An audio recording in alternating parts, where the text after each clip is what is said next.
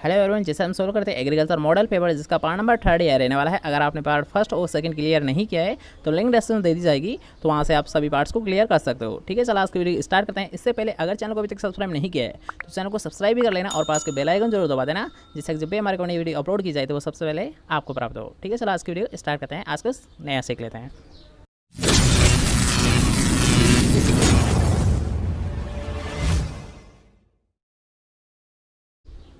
तो आज के इस वीडियो हम टोटल 50 क्वेश्चन को क्लियर करने वाले हैं। इसके साथ साथ जो भी क्वेश्चंस रह गए थे प्रीवियस वीडियो में तो उनको भी यहाँ पर क्लियर कर लेते हैं। तो हमारा यहाँ लास्ट क्वेश्चन था कि लवणीय पानी की दशा में सबसे उपयुक्त सिंचाई विधि कौन सी होती है। लवणीय पानी की दशा में यहाँ कि अगर आपके पास यहाँ लवणीय पानी है तो उस दशा में कौन सी सिंचाई सबसे उपयुक्त मानी जाती है, तो कौन सी होती है यहाँ बूंद या टपक विधि, अर्थात यहाँ ड्रिप इरीगेशन। यहाँ कि अगर आपके आसपास यहाँ की पानी की कमी है या फिर अगर मान लीजिए पानी की जो क्वालिटी होती है, वाटर क्वालिटी है, उसमें डैमेज या फिर वो ख़राब होती है, तब यहाँ कि आप जो टपक विधि है फिर ड्रिप इरिगेशन है इसके द्वारा आसानी से सिंचाई कर सकते हो। ठीक है, नेक्स्ट क्वेश्चन था कि प्रत्यक्ष या अप्रत्यक्ष भूमि पर पानी का मुख्य स्रोत क्या है। डायरेक्ट या इनडायरेक्ट जो यहाँ पानी का जो मुख्य सोर्स होता है वो क्या होता है, वर्षा होती है। क्या होता है यहाँ प्रत्यक्ष या अप्रत्यक्ष भूमि पर पानी का मुख्य सोर्स क्या होता है, वर्षा होती है। नेक्स्ट क्वेश्चन जो क्या रहा, अच्छा क्वेश्चन, कई बार आपसे एग्जाम पूछा गया है, तो जल्दी से आप बताएंगे 2,4-D का सुरक्षित उपयोग निम्न में से किस फसल में किया जा सकता है। 2,4-D का सुरक्षित उपयोग निम्न में से किस फसल में किया जाता है। कपास में कैसा है, लोबिया में कैसा है, गेहूं में कैसा है, फिर सोयाबीन में कैसा है। जल्दी से बताएंगे कि 2,4-D का सुरक्षित उपयोग निम्न में से किस फसल में किया जाता है। कपास में, लोबिया में, गेहूं में या फिर सोयाबीन में। जल्दी से बताएंगे आपका राइट आंसर क्या होगा। 2,4-D का सुरक्षित उपयोग निम्न में से किस फसल में किया जा सकता है। कपास में, लोबिया में, गेहूं में या फिर सोयाबीन में। तो यहाँ अगर आपसे पूछता है 2,4-D का सुरक्षित उपयोग तो ये कैसा है, गेहूं फसल में। किसमें कैसा है, गेहूं फसल में कैसा है। ठीक है, नेक्स्ट क्वेश्चन क्यों बढ़ते हैं। तो नेक्स्ट क्वेश्चन आपसे पूछ रहा है खरपतवार बीज जो कि यहाँ सरसों के बीज जैसे होते हैं। क्वेश्चन को थोड़ा सा समझिए कि क्वेश्चन में आपसे पूछ रहा है कि ऐसा खरपतवार जिसके बीज यहाँ सरसों के बीज जैसे होते हैं। तो जल्दी से बताएंगे ऐसा खरपतवार कौन सा होता है। घोखरू होता है, सत्यानाशी होता है, हिरणखोरी होता है, फिर प्याजी होता है। जल्दी से बताएंगे कि ऐसा खरपतवार जिसके बीज सरसों के बीज जैसे होते हैं तो वो खरपतवार कौन सा होता है। घोखरू होता है, सत्यानाशी होता है, हिरणखोरी होता है, फिर प्याजी होता है। जल्दी से बताएंगे इसका राइट आंसर क्या होगा। जैसा कि हमने बताया था यहाँ कि अगर आपसे पूछा था सत्यानाशी, ठीक है, क्या होता है, एक सत्यानाशी होता है। कौन सा बीज होता है जिसके बीज यहाँ सरसों के बीज जैसे होते हैं, कौन सा होता है, सत्यानाशी होता है। क्योंकि यहाँ अगर बात करते हैं सरसों के बीज अर्थात इसे आप ऐसे समझिए डायरेक्ट कि जो सरसों होती है तो इसका एक मिमिक्री खरपतवार होता है। मिमिक्री जो वीड होता है वो क्या होता है, सत्यानाशी होता है। अर्थात यहाँ नकलजी खरपतवार होते हैं जिसके बीज यहाँ सरसों के बीज जैसे होते हैं। और इससे एक और मोस्ट इंपॉर्टेंट पॉइंट बनता है कि यहाँ अगर आपसे क्वेश्चन पूछा जाता है कि जो सरसों के बीज है, मान लीजिए कि जो सरसों का तेल है उसमें अगर मान लीजिए कुछ मात्रा, ठीक है, जो सरसों का तेल होता है तो उसमें अगर कुछ मात्रा में सत्यानाशी बीज आ जाते हैं तो उससे कौन सा रोग हो जाता है, रोग कौन सा हो जाता है। ठीक है, जो डिजीज़ होती है वो उसके बारे में भी पूछा जाता है। तो डिजीज़ कौन सी होता है, ड्रॉपसी डिजीज़ होती है। कौन सी हो जाती है, ड्रॉपसी डिजीज़ हो जाती है। कौन सी हो जाती है, ड्रॉपसी डिजीज़ हो जाती है। इस पॉइंट का आपको विशेष ध्यान रखना है। ठीक है, कौन सी डिजीज़ होती है, ड्रॉपसी डिजीज़ हो जाती है। ठीक है, नेक्स्ट क्वेश्चन की बात करते हैं। तो नेक्स्ट क्वेश्चन आपसे पूछेगा खरपतवारी पौधा जो परजीवी होता है। तो सबसे पहले तो आपको ये पता होना चाहिए कि जो प्लांट पैरासाइट वीड है वो कौन कौन से होते हैं। तो इसके लिए हमने एक शॉर्ट ट्रिक बताई थी, क्लोज। कौन सी शॉर्ट ट्रिक थी हमारे यहाँ, क्लोज थी। तो यहाँ कौन से होते हैं, प्लांट पैरासाइट वीड, कस्कोटा होते हैं, लोरेंथस होते हैं, और रोबंकी होते हैं, और स्टाइगा होते हैं। अर्थात इस ट्रिक से आप इजीली इस क्वेश्चन को सोल्व कर सकते हो। अर्थात यहाँ खरपतवारी पौधा जो कि परजीवी होता है, अर्थात कौन सा है आपका राइट आंसर। जैसे कि इसमें देख सकते हो कस्कोटा, लोरेंथस और रोबंकी और स्टाइगा। तो कौन सा है आपका राइट आंसर, अमरबेल। क्या होता है, अमरबेल एक परजीवी वीड होता है। ठीक है, नेक्स्ट क्वेश्चन की ओर बढ़ते हैं। तो नेक्स्ट क्वेश्चन आपसे पूछा है छोटे थन वाले पशु को दूध निकालने के लिए, यहाँ छोटे थन वाले जो पशु होते हैं तो उनमें दूध निकालने के लिए कौन सी विधि उपयुक्त मानी जाती है। अर्थात यहाँ सबसे बेस्ट मेथड है। और यहाँ पर आपसे पूछा है छोटे थन वाले, जैसे कि मान लीजिए बकरी है जिसके छोटे थन होते हैं तो उनके यहाँ की उनके लिए सबसे बेस्ट विधि कौन सी होती है। पूर्णहस्त विधि होती है, नकलिंग विधि होती है, मशीन द्वारा विधि होती है, या फिर अंगूठे और अंगुलियों द्वारा होता है। अर्थात यहाँ दूध निकालने के लिए सबसे बेस्ट मेथड किसे माना जाता है और कब, यहाँ जब यहाँ छोटे थन हो, यहाँ की किस पशु के लिए, जब यहाँ उसके छोटे थन हो तो उसके लिए सबसे बेस्ट मेथड किसे माना जाएगा। जल्दी से बताएंगे पूर्णहस्त विधि को, नकलिंग विधि को, मशीन द्वारा, या फिर अंगूठे व अंगुलियों द्वारा। तो यहाँ अगर मान लीजिए किसी भी पशु के छोटे थन होते हैं तो उसके लिए जो सबसे बेस्ट मेथड होता है दूध निकालने का वो कौन सा होता है, अंगूठे और अंगुलियों द्वारा होता है। कौन सा होता है यहाँ, अंगूठे व अंगुलियों द्वारा होता है। अगर बात किया यहाँ छोटे थन वाले पशुओं के लिए, अगर बात करते हैं छोटे थन वाले पशुओं के लिए, तो सबसे बेस्ट मेथड कौन सा है यहाँ, अंगूठे व अंगुली के द्वारा होता है। लेकिन अगर यहाँ पर आपसे डायरेक्ट पूछा था कि दूध दोहने की सबसे बेस्ट मेथड कौन सा है, दूध दोहने का अर्थात यहाँ दूध निकालने की सबसे बेस्ट मेथड कौन सा है, तब आपका राइट आंसर कौन सा होता है, पूर्ण हस्त विधि होती है। ठीक है, दोनों पॉइंट याद रखना।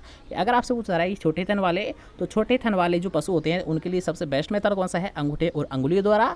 और अगर बात किया यहाँ दूध निकालने की सबसे बेस्ट मेथड कौन सा है, तो कौन सा होता है, पूर्ण हस्त विधि होती है। ठीक है, क्वेश्चन क्लियर हुआ। नेक्स्ट क्वेश्चन की आ जाइए। तो नेक्स्ट क्वेश्चन आपसे पूछा गया है कि गाय के दूध निकालने की क्रिया कितने समय में पूर्ण हो जानी चाहिए, अर्थात यहाँ आपको दूध कितने समय में निकाल लेना चाहिए। तो जल्दी से बताएंगे कि कितने टाइम में आपको दूध निकाल लेना चाहिए, 3 से 5 मिनट में, 5 से 7 मिनट में, 9 से 11 मिनट में, या फिर 13 से 15 मिनट में। जल्दी से बताएंगे कि गाय के दूध निकालने की क्रिया कितने समय में पूर्ण हो जानी चाहिए, 3 से 5 मिनट में, 5 से 7 मिनट में, 9 से 11 मिनट में, या फिर 13 से 15 मिनट में। जल्दी से बताएंगे आपका राइट आंसर क्या होगा। तो इसका राइट आंसर क्या है, 5 से 7 मिनट, अर्थात यहाँ गाय के दूध निकालने की क्रिया है कितने समय में पूर्ण हो जानी चाहिए, 5 से 7 मिनट के अंतर्गत पूर्ण हो जानी चाहिए। ठीक है, नेक्स्ट क्वेश्चन कर बढ़ते हैं।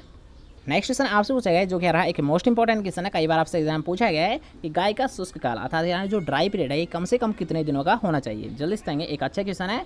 जल्दी से बताएंगे गाय का शुष्क काल अर्थात यहाँ जो ड्राई पीरियड है कम से कम कितने दिनों का होना चाहिए, 40 दिनों का, 60 दिनों का, 80 दिनों का, फिर 100 दिनों का। जल्दी से बताएंगे कि गाय का शुष्क काल कम से कम कितने दिनों का होना चाहिए, 40 दिन का, 60 दिन का, 80 दिन का, फिर 100 दिन का। तो यार हाँ, सबसे पहले आपको ये पता होना चाहिए शुष्क काल होता क्या है, शुष्क काल होता क्या है। तो शुष्क काल की अगर बात करते हैं कि याद रखना कि पशु जब भी आता है, ठीक है, पशु के बियाने के 2 महीने पहले, तो उसके 2 महीने पहले क्या करते हैं, दूध निकालना बंद कर देते हैं। ठीक है, पशु के बियाने से 2 महीने पहले दूध बंद कर देते हैं निकालना। तो इसी क्रिया को किस नाम से जाना जाता है, यार ड्राई पीरियड अर्थात शुष्क काल के नाम से जाना जाता है। किस नाम से जाना जाता है, शुष्क काल के नाम से जाना जाता है। ठीक है, तो कितना समय होना चाहिए, हाँ 60 दिन का समय कम से कम होना चाहिए। ठीक है, नेक्स्ट क्वेश्चन की बात करते हैं। तो नेक्स्ट क्वेश्चन आपसे पूछा गया है कि भारत में कृषि क्षेत्र प्राप्त कुल आयु में पशुपालन का हिस्सा कितना है, अर्थात यहाँ की जो टोटल आयु है उसमें यहाँ कृषि क्षेत्र में पूछा गया है कि यहाँ कृषि क्षेत्र का, ठीक है, कृषि क्षेत्र का कितना % पशुपालन के द्वारा प्राप्त किया जाता है, ये आपसे पूछा गया है। तो जल्दी से बताएंगे यहाँ की कृषि क्षेत्र से जो कुल आय प्राप्त होती है उसमें यहाँ पशुपालन का योगदान कितना होता है, 15% होता है, 20% होता है, 25% होता है, फिर 30% होता है। जल्दी से बताएंगे कि भारत में कृषि क्षेत्र से प्राप्त कुल आय का जो पशुपालन है इसका कितना % हिस्सा होता है, 15%, 20%, 25% या 30%। तो अगर आपसे पूछा रहेगा पशुपालन का योगदान, ठीक है, अगर बात करते हैं पशुपालन का योगदान, तो पशुपालन का योगदान कितना होता है टोटल आय में, ये होता है 30%। कितना होता है, 30% होता है। ठीक है, नेक्स्ट क्वेश्चन की ओर बढ़ते हैं। तो नेक्स्ट क्वेश्चन में भी यही पूछा गया आपसे कि भारत में पशुपालन से प्राप्त कुल आय का कितना %, भारत में पशुधन से प्राप्त कुल आय का कितना % हिस्सा दूध से आता है। ठीक है, यहाँ पर आपसे पूछा गया टोटल जो कृषि आय थी तो उसमें पशुपालन का योगदान कितना था, 30% था। अब ये नेक्स्ट क्वेश्चन आपसे यहाँ पर पूछ लिया है कि जो पशुधन है, ठीक है, यानी पशुधन से जितना भी जो प्राप्त आ रहा है आय, तो उसका कितना % हिस्सा, उसका कितना % हिस्सा दूध से आता है। ठीक है, तो आपको बताना है दूध से कितनी आय प्राप्त की जाती है, 50 से 55%, 60 से 65%, 70 से 75% या फिर 80 से 75%। जल्दी से बताएंगे कि भारत में पशुधन से प्राप्त कुल आय का कितना % हिस्सा दूध से आता है, 50 से 55%, 60 से 65%, 70 से 75% या फिर 80 से 85%। जल्दी से बताएंगे आपका राइट आंसर क्या होगा। तो यहाँ अगर आपसे पूछा रहा है कि पशुधन में, ठीक है, पशुधन में अगर बात करें दूध का हिस्सा तो कितना होता है, 70 से 75% होता है। कितना होता है, 70 से 75% हिस्सा यहाँ दूध से ही आता है। ठीक है, नेक्स्ट क्वेश्चन की ओर बढ़ते हैं। तो नेक्स्ट क्वेश्चन आपसे पूछेगा निम्न में से कौन सा कारक दूध की मात्रा और गुणों पर प्रभाव नहीं डालता है। ठीक है, यहाँ पर आपसे पूछेगा कौन सा प्रभाव नहीं डालता है, ठीक है, नहीं डालता है ये आपको बताना है। तो जल्दी से बताएंगे ऐसा कौन सा प्रभाव है, अर्थात ऐसा कौन सा कारक है जो कह रहा है दूध की मात्रा उसके गुणों पर कोई भी प्रभाव नहीं डालता है। पैतृक कारक होता है, पशु की नस्ल होती है, पशु की आयु होती है, फिर पशु का रंग होता है। जल्दी से बताएंगे कि ऐसा कौन सा कारक है जो कह रहा है दूध की मात्रा और गुणों पर कोई भी प्रभाव नहीं दर्शाता है, कोई भी प्रभाव नहीं डालता है। पैतृक कारक होता है, पशु की नस्ल होती है, पशु की आयु होती है, फिर पशु का रंग होता है। तो कौन सा होता है यार, अगर आपसे बताए दूध की मात्रा और गुणों पर प्रभाव नहीं दर्शाता है, तो यहाँ अगर बात करते हैं पैतृक कारक, तो यहाँ पैतृक कारक विशेष तौर पर डालते हैं। अगर बात करते हैं पशु की नस्ल, तो नस्लों के अनुसार भी आपको देखने को मिलता है यहाँ कि दूध की उत्पादन कम हो रहा है, ज़्यादा हो रहा है, अर्थात ये भी प्रभाव डालेगा।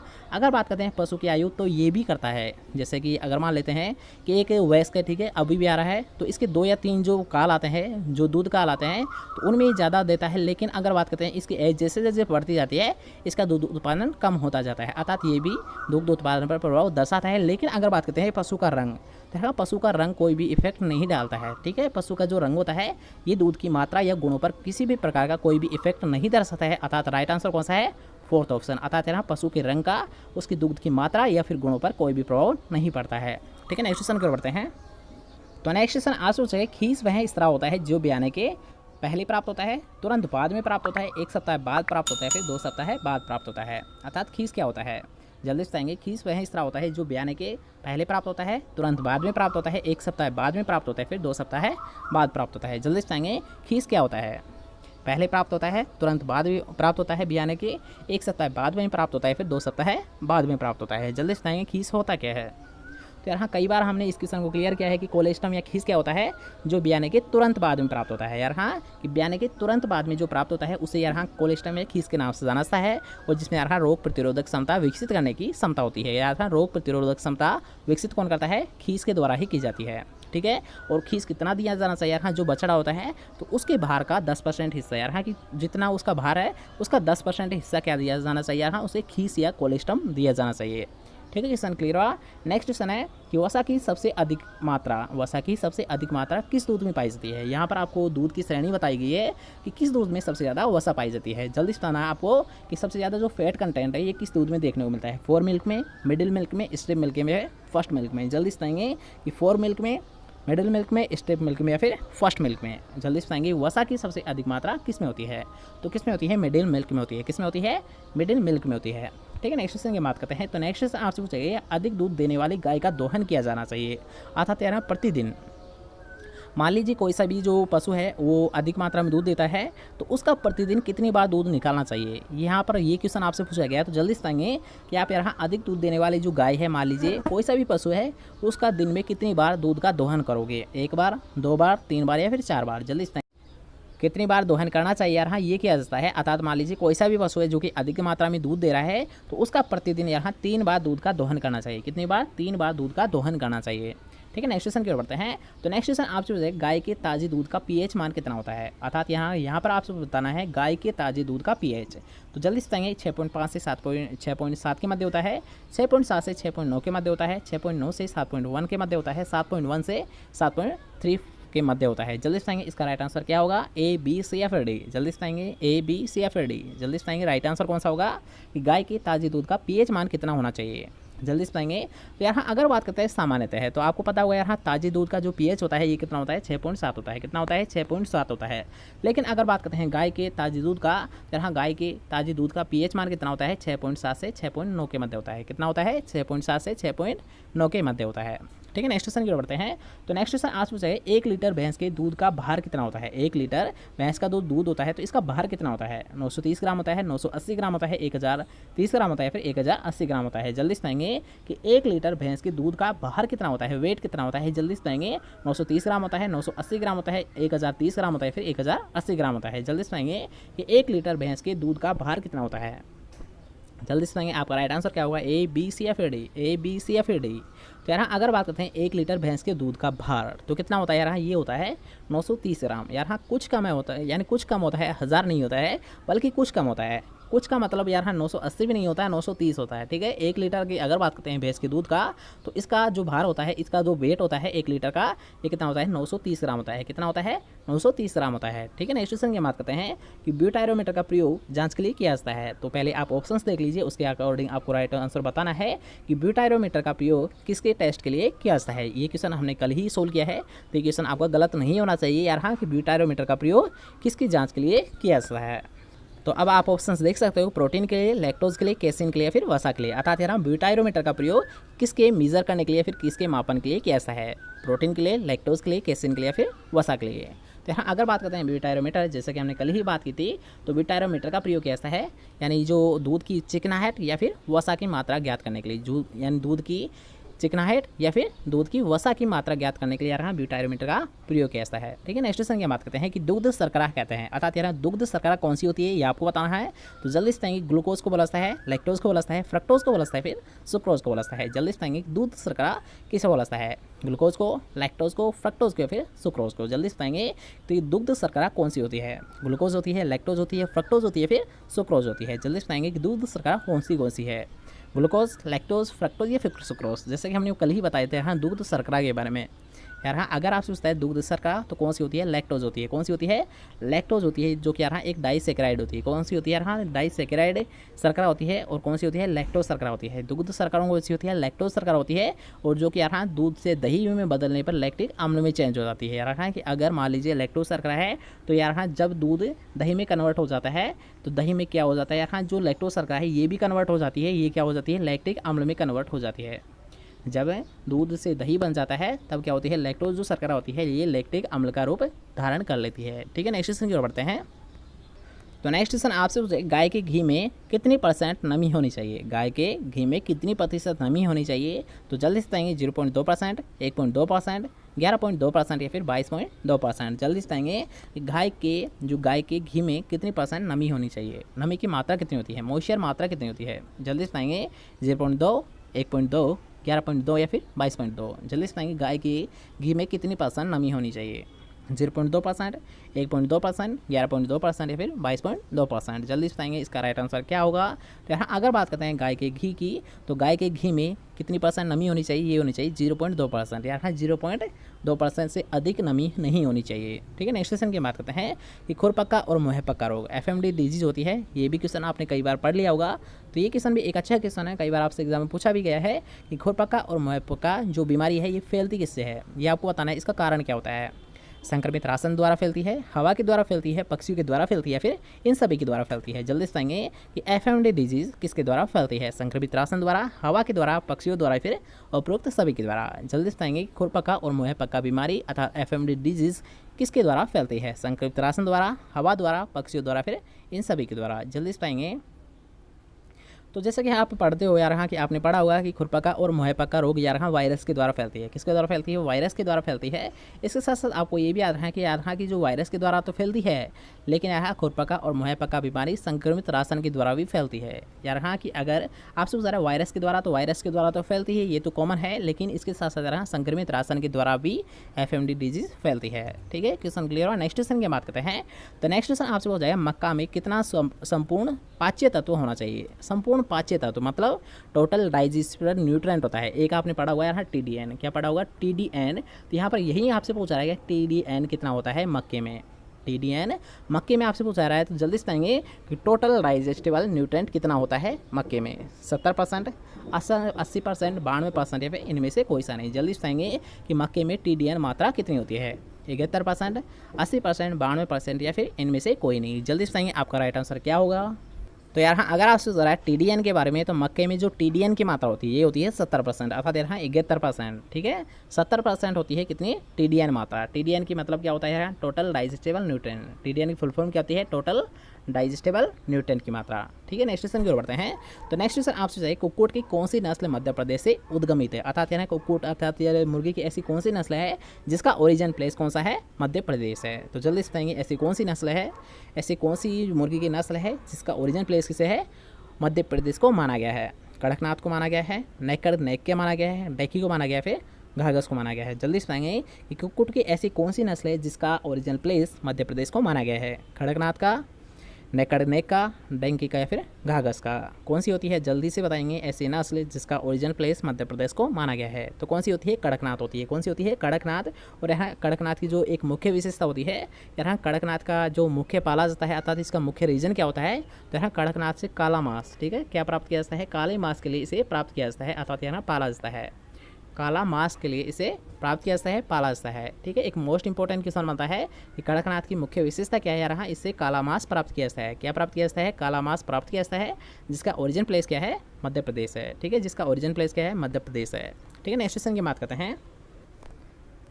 तो नेक्स्ट क्वेश्चन आपसे पूछा गया नमकीन मक्खन में वसा प्रतिशत होती है। नमकीन मक्खन में वसा की मात्रा कितनी होती है ये आपको बताना है। जल्दी से बताएंगे 62%, 76%, 80% या फिर 94%। जल्दी से बताएंगे कि नमकीन जो मक्खन होता है इसमें वसा कितनी होती है? 62%, 76%, 80% या फिर 94%। जल्दी से बताएंगे कि नमकीन मक्खन में वसा की मात्रा कितनी होती है? 62%, 60 यानी 76%, 80% या फिर 94%। जल्दी से बताएंगे कितनी होती है? तो यहाँ अगर बात करते हैं नमकीन मक्खन में, तो वसा कितनी होती है? 80% होती है। कितनी होती है नमकीन मक्खन में वसा? दशा तो ये होती है 80%। ठीक है, नेक्स्ट क्वेश्चन की बात करते हैं। नेक्स्ट क्वेश्चन एक मोस्ट इंपॉर्टेंट क्वेश्चन है, इसका आपको विशेष ध्यान रखना है। तो जल्दी से यार, मुर्गियों की कौन सी नस्ल है भारतीय खेल की वास्तविक नस्ल के रूप में जानी जाती है? यार यहाँ पर आपसे पूछा गया भारतीय खेल के लिए, तो भारतीय खेल की वास्तविक नस्ल कौन सी है? यार कि बुसरा को माना जाता है, कड़कनाथ को माना जाता है, पंजाब ब्राउन को माना जाता है, फिर असील को माना जाता है। जल्दी से पाएंगे कि मुर्गियों की ऐसी कौन सी नस्ल है जो कि यार भारतीय खेल के लिए वास्तविक रूप से जाना जाता है, वास्तविक नस्ल के रूप में जानी जाती है। बुसरा को जाना जाता है, कड़कनाथ को जाना जाता है, पंजाब ब्राउन को जाना जाता है, फिर असील को जाना जाता है। तो आपको पता होगा यार असील, जो कि यार असील जो मुर्गी होती है, तो ये क्या होती है यार, लड़ाकू नस्ल के नाम से इसे जाना जाता है। यार लड़ाकू नस्ल के नाम से इसे जाना जाता है। इसीलिए यार अगर आपसे पूछा रहा है कि मुर्गियों में कौन सी नस्ल भारतीय खेल के वास्तविक रूप से जानी जाती है, तो कौन सी होती है? असील होती है। क्योंकि यार असील की मुख्य पहचान क्या होती है? यार लड़ने के लिए, अर्थात यार लड़ाकू नस्ल के नाम से इसे जाना जाता है। ठीक है, नेक्स्ट क्वेश्चन की बात करते हैं कि गलघोटू बीमारी फैलती है, तो जल्दी से बताएंगे गलघोटू बीमारी किसके द्वारा फैलती है, या फिर इसका कोजल ऑर्गेनिज्म क्या होता है? बैक्टीरिया होता है, वायरस होता है, प्रोटोजोआ होता है, फिर इनमें से कोई सा नहीं होता है। जल्दी से बताएंगे गलघोटू बीमारी किसके द्वारा फैलती है? जीवाणु के द्वारा, विषाणु के द्वारा, प्रोटोजोआ के द्वारा, फिर इनमें से कोई सा नहीं। जल्दी से बताएंगे गलघोटू बीमारी। तो गलघोटू की अगर बात करते हैं यार, तो गलघोटू बीमारी होती है बैक्टीरिया के द्वारा। किसके द्वारा होती है? बैक्टीरिया के द्वारा होती है। और अगर बात करते हैं यार किसके द्वारा, तो कौन सा बैक्टीरिया होता है? ये होता है पास्चुरेला स्पीसीज। ठीक है, पास्चुरेला जो स्पीसीज होती है उसी के द्वारा यार गलघोटू बीमारी होती है। यार पास्चुरेला जो स्पीसीज होती है। और अगर बात करते हैं स्पीसीज को हटाकर, ठीक है, जैसे कि पास्चुरेला बोविली सेप्टिका, एक होती है भैंस के लिए, एक होता है गाय के लिए। ठीक है, तो गाय में भी होता है ये रोग, और यार भैंस में भी होता है। तो यहाँ अगर बात करते हैं भैंस में, तो भैंस में किसके द्वारा होता है गलघोटू रोग? तो ये होता है पास्चुरेला बोविली सेप्टिका के द्वारा। किसके द्वारा होता है? बोविली सेप्टिका। ठीक है, यहाँ पर थोड़ा सा डिफरेंस देखने को मिलेगा दोनों में, कि अगर आपसे पूछ रहा है भैंस के लिए, तो भैंस में यहाँ जो गलघोटू रोग है ये किसके द्वारा होता है? पास्चुरेला बोविली सेप्टिका के द्वारा होता है। ठीक है, बोविली सेप्टिका के द्वारा होता है। और अगर बात करते हैं गाय के लिए, तो गाय में यहाँ जो गलघोटू रोग है ये होता है पास्चुरेला बोवी सेप्टिका के द्वारा। ठीक है, अगर बात करते हैं भैंस में, तो भैंस में होता है बोविली सेप्टिका। और अगर बात करते हैं गाय में, तो गाय में होता है पास्चुरेला बोवी सेप्टिका के नाम से। किस नाम से जाना है? बोवी सेप्टिका के नाम से जाना है। ठीक है, क्वेश्चन क्लियर हुआ? नेक्स्ट क्वेश्चन है, उससे पहले अगर आपको वीडियो पसंद आ रही है तो वीडियो कर दीजिए एक लाइक, इस वीडियो कर दीजिए अपने दोस्तों के साथ शेयर, और चैनल को अभी तक सब्सक्राइब नहीं किया तो चैनल को लीजिए सब्सक्राइब। ठीक है, तो नेक्स्ट क्वेश्चन की ओर बढ़ते हैं। तो नेक्स्ट क्वेश्चन आपसे पूछा गया है कि घासों को सुखाने की कौन सी विधि सर्वोत्तम मानी गई है? अच्छा क्वेश्चन है, जल्दी से बताएंगे कि घासों को सुखाने की कौन सी विधि सर्वोत्तम मानी गई है, या फिर सबसे उपयुक्त किस विधि को माना गया है? तिपाई विधि को, फार्म घेरा विधि को, भूमि विधि को, फिर इनमें से कोई नहीं। जल्दी से बताएंगे घासों को सुखाने की सबसे उपयुक्त विधि किसे माना गया है? तिपाई विधि को, फार्म घेरा विधि को, भूमि विधि को, फिर इनमें से कोई से नहीं। जल्दी से बताएं घासों को सुखाने की कौन सी विधि सर्वोत्तम मानी गई है? तिपाई विधि, फार्म घेरा विधि, भूमि विधि, या फिर इनमें से कोई सा नहीं। जल्दी से बताएंगे आपका राइट आंसर क्या होगा? यहाँ अगर आपसे पूछा जा रहा है घासों के लिए, ठीक है, अगर आपसे पूछता है घासों को सुखाने की सबसे उपयुक्त विधि, तो कौन सी होती है? तिपाई विधि होती है। कौन सी होती है? तिपाई विधि होती है। ठीक है, नेक्स्ट क्वेश्चन की ओर बढ़ते हैं। तो नेक्स्ट क्वेश्चन आपसे पूछा गया कि मुर्गी के अंडों के लिए पहले 18 दिन तक इंक्यूबेटर में कितना प्रतिशत अपेक्षित आर्द्रता आवश्यक होती है? यहाँ पर आपसे पूछा गया यहाँ अपेक्षित आर्द्रता के बारे में, और कब पूछा गया यहाँ 18 दिन तक जो इंक्यूबेटर में जो यहाँ कितना % आपको अपेक्षित आर्द्रता आवश्यक होती है, यहाँ पर ये आपसे पूछा गया है। तो जल्दी से बताएंगे कि अपेक्षित आर्द्रता कितनी आवश्यक होती है? 50%, 60%, 70%, फिर 80%। जल्दी से बताएंगे कि इंक्यूबेटर में 18 दिन के लिए, इंक्यूबेटर में पहले 18 दिन के लिए कितनी % अपेक्षित आर्द्रता की आवश्यकता होती है? 50%, 60%, 70%, या फिर 80%। जल्दी से बताएंगे आपका राइट आंसर क्या होगा? 50%, 60%, 70%, या फिर 80%। तो यार अगर आपसे पूछा रहा है मुर्गी के अंडों के लिए पहले 18 दिन के लिए इंक्यूबेटर में अपेक्षित आर्द्रता, तो ये रखी जानी चाहिए यार 60%। कितनी होनी चाहिए? 60% आवश्यक होती है। ठीक है, नेक्स्ट क्वेश्चन करते हैं। तो नेक्स्ट क्वेश्चन आपसे है कौन सा जानवर मुख्यतः एंथ्रेक्स बीमारी से प्रभावित होता है? गोधन पशु, भेड़ पशु, दोनों, या फिर इनमें से कोई सा नहीं। जल्दी से बताएंगे कौन सा जानवर मुख्यतः एंथ्रेक्स बीमारी से प्रभावित होता है, ग्रसित होता है? गोधन पशु, भेड़ पशु, दोनों, या फिर इनमें से कोई सा नहीं। तो आज वैसे तो गला नहीं चल रहा है, इसलिए हम एटी क्वेश्चन को क्लियर करेंगे, इसके बाद में हम सुबह क्लियर करेंगे। ठीक है, आज बस पता नहीं क्या हो रहा है, पर गला नहीं चल पा रहा है, इसलिए हम सुबह टेस्ट को क्लियर करेंगे। आज हम एटी क्वेश्चन को ही क्लियर करेंगे। तो जल्दी से बताएंगे कि कौन सा जानवर ऐसा है जिसमें यार एंथ्रेक्स बीमारी सबसे ज़्यादा देखने को मिलती है? गोधन पशु में, भेड़ पशु में, दोनों, या फिर इनमें से कोई सा नहीं। जल्दी से बताएंगे इसका राइट आंसर क्या होगा? तो डायरेक्ट आप देख लीजिए यार एंथ्रेक्स बीमारी, तो एंथ्रेक्स बीमारी होती है यार गोधन पशु में। किसमें होती है यार? एंथ्रेक्स बीमारी सबसे ज़्यादा होती है गोधन पशु में। अगर बात करते हैं 50 ग्राम वजन के एक अंडे में कितनी कच्ची प्रोटीन होगी, तो जल्दी से बताएंगे यहाँ 50 ग्राम वजन के जो एक अंडा होता है, तो इसमें कितनी कच्ची जो प्रोटीन है ये कितनी मात्रा में पाई जाती है? 4%, 6.5%, 9.5% या फिर 10%। जल्दी से बताएंगे कच्ची प्रोटीन की मात्रा कितनी होती है 50 ग्राम वजन के एक अंडे में।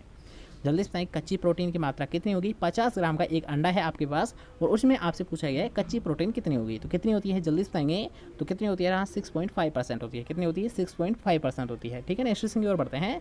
तो नेक्स्ट क्वेश्चन आपसे पूछा है गोदन में इंसाइजर दांतों का स्थान कहाँ पर होता है। अर्थात यहाँ पर आपसे पूछा गया है कि गोदन पशु अर्थात यहाँ जो इंसाइजर दांत है, इंसाइजर जो दांत होते हैं तो ये कहाँ पर पाए जाते हैं, यह आपसे पूछा गया है। तो जल्दी से बताएंगे नीचे के जबड़ों पर, ऊपरी जबड़ों पर, दोनों जबड़ों पर, इनमें से कोई सा नहीं। जल्दी से बताएंगे इंसाइजर दांत कहाँ पर पाए जाते हैं, नीचे के जबड़ों पर, ऊपरी जबड़े पर, दोनों जबड़ों पर, फिर इनमें से कोई भी नहीं। जल्दी से बताएंगे आपका राइट आंसर क्या होगा। तो अगर आपसे पूछ रहा है हाँ गोदन में इंसाइजर दांत, तो यार इंसाइजर दांत कहाँ पर पाए जाते हैं, नीचे के जबड़ों पर पाए जाते हैं। कहाँ पर पाए जाते हैं, नीचे के जबड़ों पर पाए जाते हैं। ठीक है, नेक्स्ट क्वेश्चन की ओर बढ़ते हैं जो कि आज का हमारा लास्ट क्वेश्चन रहने वाला है कि सेपरेटा दूध पाउडर कुल दुग्ध ठोसों का कितना होता है, अर्थात कितना % हिस्सा यहाँ कुल दुग्ध ठोसों का होता है, ये आपको बताना है। तो जल्दी से बताएंगे कि सेपरेटा दूध पाउडर में कुल दुग्ध जो ठोस होते हैं तो उनका कितना % हिस्सा होता है, 85%, 90%, 95% या है 99%। जल्दी से बताएंगे सेपरेटा दूध पाउडर में कुल दुग्ध ठोसों का कितना % हिस्सा होता है, कितना % योगदान होता है, 85%, 90%, 95% या है 99%। तो कितना होता है यार, ये होता है 95%। यार कुल दुग्ध जो ठोस है तो इनका % कितना होता है, 95% हिस्सा होता है। कितना होता है, 95% हिस्सा होता है। तो आज के लिए बस इतना ही। कैसा लगा आज का वीडियो कमेंट करके जरूर बताइए। तो मिलते हैं नेक्स्ट नंबर टॉप से। जय हिंद, से बात, bye bye, take care, good night.